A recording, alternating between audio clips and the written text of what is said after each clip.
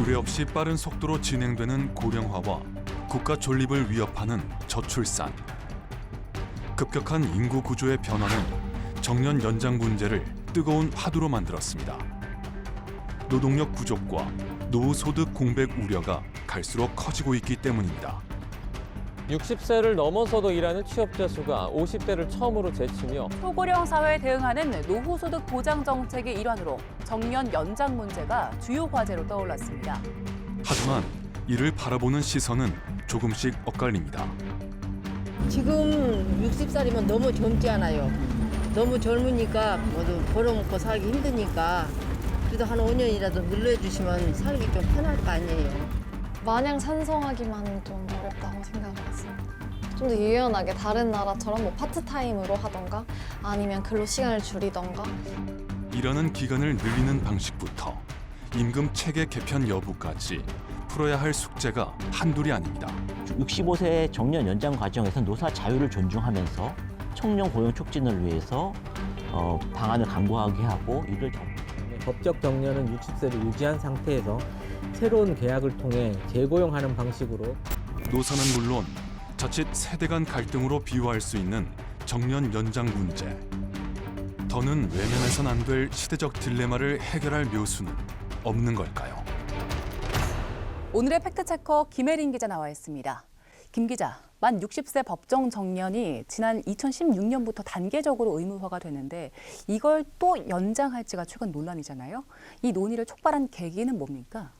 네, 1차 베이비붐 세대 705만 명 모두가 지난해 만 60세를 넘은 데 이어 2차 베이비붐 세대 954만 명이 정년을 맞기 시작한 것과 관련돼 있습니다. 전체 인구 5,100여만 명 중에 1,600여만 명이 이미 은퇴했거나 은퇴를 앞두고 있는 겁니다. 고령층이 급격히 증가하는 가운데 저출산 경고 등이 좀처럼 꺼지지를 않으면서 생산 가능 인구 감소에 대한 우려를 키우고 있습니다. 네, 우리 경제 활력이 떨어질 수 있는 만큼 일할 수 있는 기간을 더 늘리는 방안을 고민해야 한다는 얘기가 그래서 나오는 거군요. 맞습니다. 여기에다 현재 63세인 국민연금 수령 시작 나이가 2033년엔 65세로 늦춰질 거란 점도 영향을 미쳤습니다. 60세 정년을 유지할 경우 노후소득 공백이 더 심각해질 수 있기 때문입니다. 유일하게 노후소득 공백을 국가가 허용하는 제도로서 허용하는 유일한 국가가 되기 때문에 그런 문제를 해결하기 위해서는 제도적, 정책적 처방을 같이 구사하는 게 맞다 이렇게 보는 거죠. 결국 정년 연장 논의가 거스를 수 없는 흐름이 된 상황에서 공직사회를 중심으로 변화의 물결이 조금씩 일고 있습니다. 팩트 추적 제작진이 찾은 정부 세종청사 민원동 4층. 네, 안녕하세요. 네, 안녕하세요. 예. 네, 그러면은 여기서 4층에서 이제 업무 시작하시는 거예요? 네, 그렇죠. 네, 예. 여기 제 자리예요. 전체가 4층은. 네. 이곳은 행정안전부 소속 공무직 직원 최명심 씨의 일터입니다.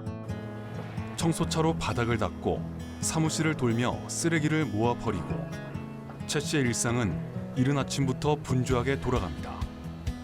힘들고 지칠 때가 적잖지만 소중한 직장을 아직은 떠나고 싶지 않습니다. 사람들이 저 기피를 많이 했던 곳인지. 근데 어떻게? 네, 해야지. 안 벌고는 못 살으니까. 그런 최 씨에게 지난해 만 60세가 된 나이는 큰 걱정거리였습니다. 건강이 허락하는 한 더 벌어 노후를 대비하고 싶은데 정년이란 벽에 부딪혔습니다. 그러면 이제 내 정년인데 내가 또 어디를 가야 되는데 미리 이것을 알아놔둘까. 막 별 생각 다 하죠. 또 나이 먹어갖고 이력서를 갖고 이쪽 저쪽 돌아다니면 힘들죠. 나이 60이 돼갖고. 하루하루 고민이 쌓여가던 지난해 10월 뜻밖의 희소식이 들려왔습니다. 행안부가 소속 공무직 직원 2,300여 명의 정년을 최장 65세로 늘린 겁니다. 출생연도별 단계적 연장 방침에 따라 최 씨 역시 최소 63세까지 일할 수 있게 됐습니다. 지금 이렇게 벌던 걸 안 벌으면은 아무래도 어딘가 모르게 구멍이 날 것이며 그런데 내가 65세까지 예를 들어 번다고 하면은 그런 것이 다 없어지잖아요. 공무직 직원의 고용 안정성을 강화하고 숙련된 고령 인력을 유지해 업무 효율성을 높이기 위한 정책이 최 씨의 근심을 덜어준 셈입니다. 이 청사 관리라는 업종 자체가 남들이 기피한 업종이다 보니 채용 공고해도 응시 미달로 인해 가지고 결혼이 발생해서 그 인력 유인책이 필요했습니다. 행안부가 쏘올린 신호탄은 다른 공공부문에도 영향을 미치고 있습니다. 대구시가 전국 지방자치단체 가운데 처음으로 공무직 직원 412명의 정년을 65세로 연장한 데 이어 타 시도 역시 논의 대열에 합류했습니다. 정년 연장의 화두가 이루어지는 그런 사회적 논의의 출발점이 될 것으로 기대를 하고 있습니다. 네, 공공부문의 정년 연장 논의가 일단은 공무직 직원을 대상으로 이루어지고 있는 건데, 그런데 이게 엄밀히 말해서 공무원의 정년을 늘렸다는 건 아닌 거죠? 맞습니다. 공무직은 중앙부처나 지자체, 학교, 공공기관 등에서 일하는 민간 근로자로 공무원 신분은 아닙니다. 따라서 최근 움직임을 공무원 정년 연장으로 해석해서는 안 됩니다. 네. 하지만 이렇게 논의의 장이 열린 만큼 공무원 또 나아가 민간 부문의 일자리 정년을 더 늘려야 한다는 요구가 커질 것 같은데요. 이미 일부 민간 기업에선 노사 합의를 통해서 정년을 넘기고도 일하는 사례가 나오고 있습니다. 강원도 정선에 있는 한 복합 휴양시설. 올해 68살인 현동식 씨가 대리석 바닥 청소 작업에 한창입니다. 그래서 여기는 대리석이 많기 때문에 작업 강도가 조금 세요. 그래서 특수직이라고 불릴 수도 있습니다. 리조트 협력업체 소속인 현 씨는 휴양시설 환경 미화와 시설 정비 등을 맡고 있습니다. 지난 2015년 당시 회사 정년이던 57살이 돼 퇴직했지만 바로 다시 채용됐습니다. 그 뒤론 1년마다 재고용 계약을 맺고 있는데요. 급여는 물론 직원 복지 등 각종 혜택이 퇴직 전과 거의 같아 만족스럽습니다. 저희 식구도 지금 여기서 근무를 하시고 있고 저도 이제 근무를 계속 하고 있으니까 모든 게 조금 여유롭죠. 그래서 삶의 질이 조금 낮은 것 같습니다.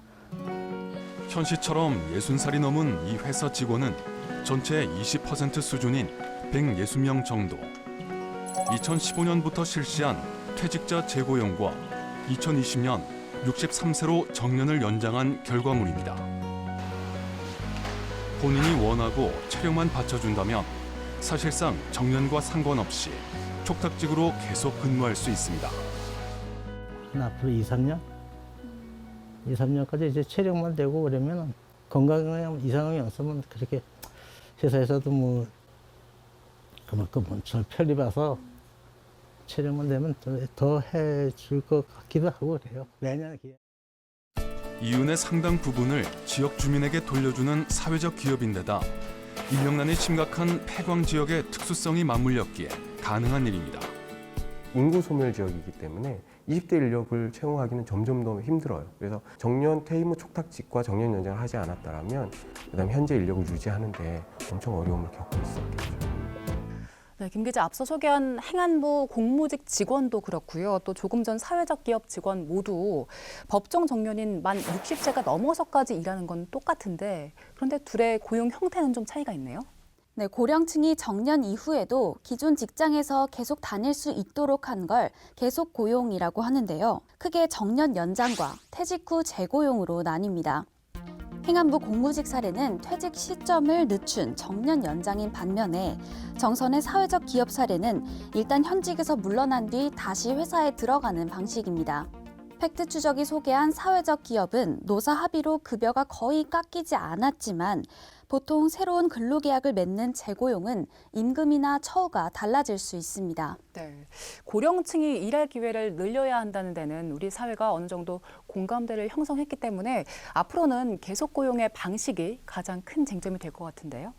맞습니다. 저마다 이해관계가 엇갈린 사안이라 접점을 찾는 게 쉽진 않아 보입니다. 어둠이 채 가시지 않은 시각. 취업준비생 김지호 씨의 방은 대낮처럼 환합니다. 인턴 생활 중이라 곧 출근해야 하지만 잠자는 시간을 쪼개 미래를 준비하고 있습니다. 저 데이터 약간 분석 같은 공부하고 있습니다. 김 씨가 대학 졸업 뒤 9개월 동안 지원한 기업은 줄잡아 수십 곳. 인턴 3번을 제외하곤 정직원 합격의 기쁨은 아직입니다. 취업문이 갈수록 좁아지는 게 느껴지는 상황에서 정년 연장 논의가 마냥 반갑지는 않습니다.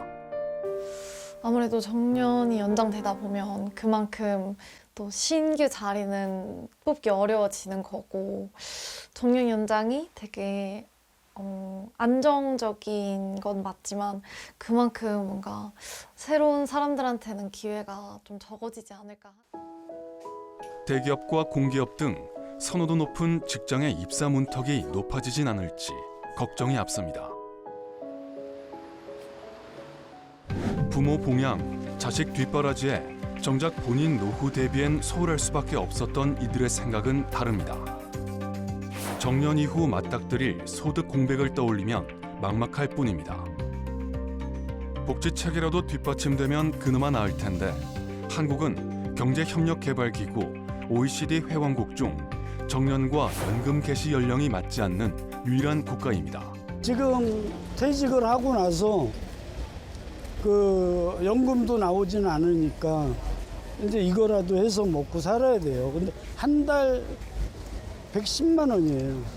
그러면 기본 직장 생활할 때 보통 250, 300을 버는데 60세가 넘으면 그런 직장은 찾기가 힘들다는 얘기예요.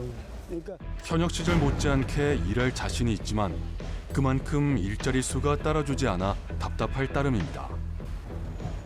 지금 이제 건강 세상인데 60 먹어갖고 뭐 이렇게 정년퇴직하고 뭐 활동할 수 충분히 있는데 일터가 없단 말이야. 입장이 갈리는 건 노동계와 경영계도 마찬가지입니다.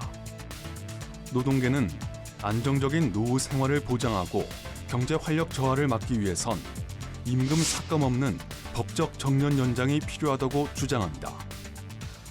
급격한 저출산 고령화가 진행되고 있는 우리나라 상황에서 이 주된 노동력이 우리 노동시장에서 빠져나가는 것을 최대한 늦추고 이들이 안정적으로 일할 수 있도록 하게 하는 가장 또 효과적인 수단이다라고 말씀드릴 수 있겠습니다. 하지만 경영계는 정년을 일괄적으로 늘리면 기업 부담만 가중된다며 퇴직 뒤 재고용 활성화에 방점을 찍고 있습니다. 법정 정년 연장 방식보다는 호봉제 중심의 임금 체계를 직무 성과 중심으로 개편할 수 있도록 관련 법제도를 개선하고 그다음에 법적 정년은 60세를 유지한 상태에서 새로운 계약을 통해 재고용하는 방식으로 재계의 주장은 무턱대고 정년을 연장하면 기업의 부담이 늘고 결국엔 청년 고용과 경영이 위축될 수 있다는 건데 이 주장의 근거가 뭡니까?